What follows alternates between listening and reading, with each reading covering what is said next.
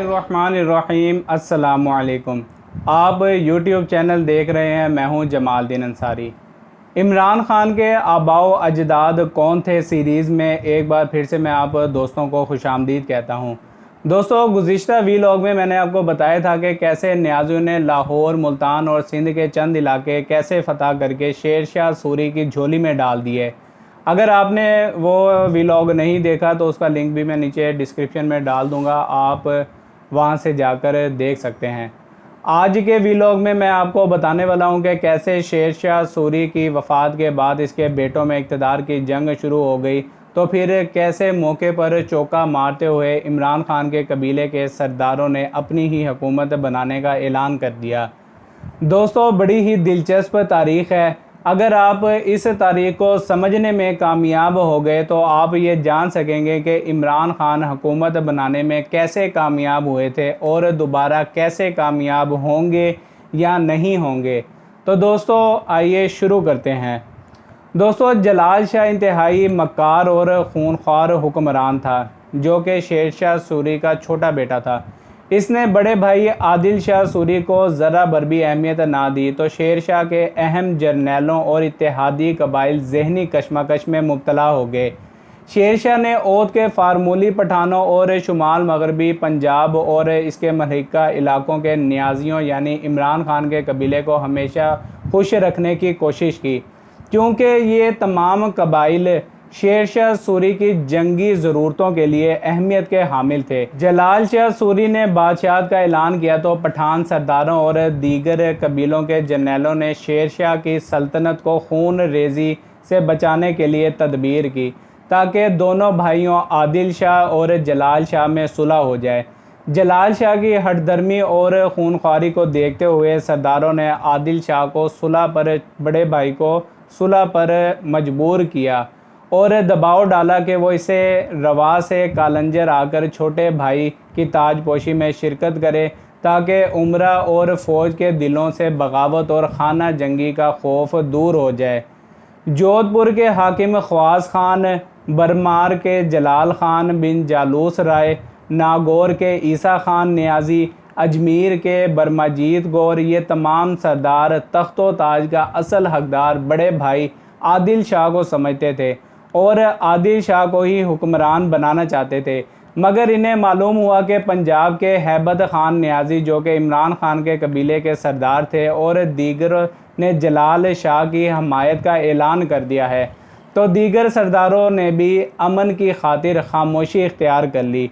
सुलह के बावजूद जलाल शाह ने अपने बड़े भाई और तख्तो ताज के असल हकदार आदिल शाह को कत्ल करने का मंसूबा बनाया, तो आदिल शाह रूपोश हो गया। बदअहदी और बेवफाई पर ख्वास खान और ईसा खान नियाज़ी ने बगावत की और फतेहपुर पर हमला आवर हुए। जलाल शाह ने भागकर जान बचाई और चनार के किले में पनाह हासिल की। ये तय पाया कि जब आदिल शाह की फ़ौज आगरा के करीब पहुंचेगी तो सारे कबाइली सरदार जलाल शाह का साथ छोड़कर, दोस्तों, जैसा कि पख्तून रवायात में भी है कि पठान सरदारों की कोई भी बात हतमी नहीं होती और वो ऐन मौके पर या फिर मैदान जंग में अपने ओहदे अपने अहद से फिर जाते हैं। ऐसा मैं नहीं कह रहा, ये तारीख़ बताती है। मगर शेर शाह सूरी की सल्तनत को खून रेज़ी से बचाने के लिए इमरान खान के कबीले के सरदार हैबत खान नियाज़ी ने हक़ का साथ दिया। सवाए ख्वास खान, ईसा खान नियाज़ी और हैबत खान नियाज़ी के दीगर जर्नैल और कबाइली सरदार जलाल शाह से मिल गए, क्योंकि तय ये पाया था कि जलाल शाह बादशाह बन जाएगा और शेर शाह सूरी की सल्तनत को खून में नहीं भिगोने की कोशिश करेगा। मगर जलाल शाह ने अपने भाई आदिल शाह को कत्ल करने पर दोबारा से एक नया मंसूबा बनाया। आगरा से 10 कोस के फासले पर आदिल शाह और जलाल शाह के हामियों में खून रेज़ मारका हुआ। दिन भर लड़ाई जारी रही और दोनों अतराफ से डटकर मुकाबला किया गया। ख्वास खान और नियाज़ी लश्कर ने जलाल शाह का जमकर मुकाबला किया, मगर रात की तारीकी में आदिल शाह का लश्कर मैदान जंग से तितर बितर हो गया। ख्वास खान अपना लश्कर लेकर सरहिंद की तरफ चला गया और आदिल शाह चंद जानसार साथियों के हमरा बंदेलखंड की तरफ निकल गया। عیسیٰ خان نیازی پہلے میوات گیا اور پھر اپنا راستہ صاف کرتا ہوا سرہند آ کر خواص خان سے مل گیا۔ ہیبت خان نیازی نے پنجاب سے کمک منگوائی اور امبالہ کے نزدیک جلال شاہ سے فیصلہ کن لڑائی کا منصوبہ تیار کیا۔ اسی اثنا میں خواص خان اور عیسیٰ خان نیازی بھی ہیبت خان سے مل گئے اور ایک بڑی فوج کی کمان ہیبت خان نیازی یعنی عمران خان کے قبیلے کے سردار کے سپرد کر دی۔ اب تک تو سب کچھ ٹھیک چل رہا تھا، لیکن کہانی میں ٹوئسٹ یہاں آتا ہے۔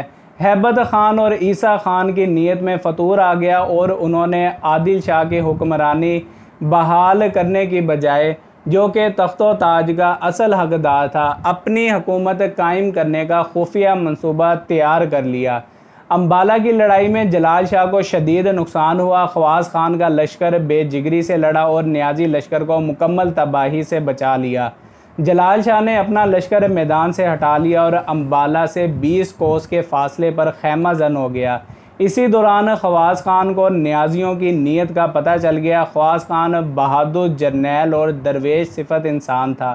وہ شیر شاہ سوری کا وفادار ساتھی تھا اور عادل شاہ کا سچے دل سے حمایتی تھا۔ نیازیوں نے کھلے عام اپنی حکمرانی کا اعلان کیا تو خواص خان سمیت بہت سے افغان سردار نیازیوں کا ساتھ چھوڑ گئے۔ تو دوستوں، میں امید کرتا ہوں کہ آپ کو آج کا ویلاگ ضرور پسند آیا ہوگا۔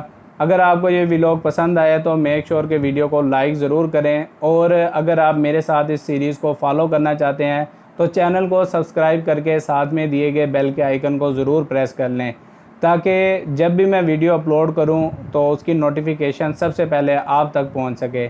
اپنا بہت سارا خیال رکھیے گا، اپنے ساتھ جڑے لوگوں کا بھی خیال رکھیے گا، مجھے بھی دعاؤں میں یاد رکھیے گا۔ ملتے ہیں نیکسٹ ویلاگ میں، تب تک کے لیے فی امان اللہ۔